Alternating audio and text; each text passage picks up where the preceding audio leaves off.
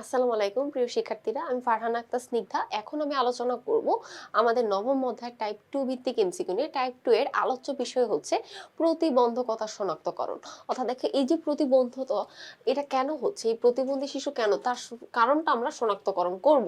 আমরা 18 থেকে 25 নাম্বার পর্যন্ত আমাদের টাইপ 2, আমরা টাইপ 2 এ দেখব কি বলেছে। টাইপ 2 এ বলেছে 18 নাম্বার প্রশ্নে, কোন বুদ্ধি প্রতিবন্ধিতায় মাথার আকৃতি অস্বাভাবিক ছোট হয়। দেখো, মাথার আকৃতি অস্বাভাবিক ছোট হয় মাইক্রোসেফালিতে, আর হাইড্রোসেফালিতে কি হয়, মাথার আকৃতি অস্বাভাবিক বড় হয়।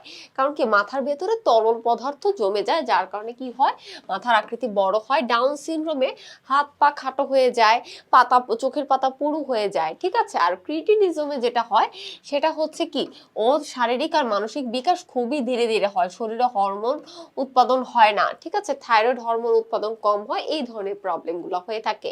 19 নাম্বার, কোন রোগের ক্ষেত্রে মেরুরঞ্জ পিঠের দিকে থলের মতো ফুলে থাকে।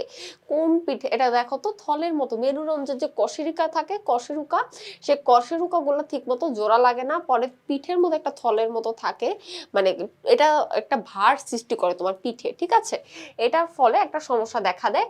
এটা মূলত কিসের ক্ষেত্রে হয়, স্পাইনা বিফিটা, ঠিক আছে। স্পাইনা বিফিটা হচ্ছে কি, মেরুদণ্ডের কশেরুকাগুলো সঠিকভাবে জোড়া লাগে না, ফলে এটা হয়ে যায়। এরপর আমরা পড়বো 20 নাম্বার। 20 নাম্বার হলো ক্রিটিনিজম হলে যেটির বিকাশ বিলম্বে হয়, শারীরিক, মানসিক, সামাজিক। দেখো, কোনটির বিকাশ এটা ঠিক মতন হয় বলতো। ক্রিটিনিজম জিনিসটা বলেছিলাম না, ওর বিকাশটা ব্যাহত হয়, ঠিক আছে, ওর বিকাশটা ব্যাহত হয়। এটা কোন ক্ষেত্রে হয়, আমরা বলেছি দেখো, ওর বিকাশ বলতে কি, বয়সের সাথে সাথে ও দেরি হবে। একটা 2 বছরের বাচ্চা যে যদি কথা বলতে পারে, ও তখন 2 বছরে গিয়ে কথা বলতে পারবে না। ওকে, তাহলে এটা শারীরিক হবে, মানসিক হবে, সামাজিক পরবর্তীতে 1 আর 2 হবে। 21 নাম্বার, শিশুর পা পেছনের দিকে বাঁকানো থাকলে কি বল, শিশুর পা এক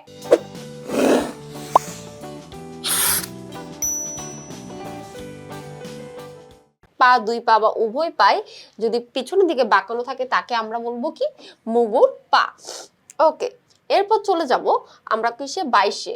22-এ বলছে মেরুদণ্ডের হাড় ঠিক মতো জোড়া না লাগলে তাকে আমরা কি বলবো।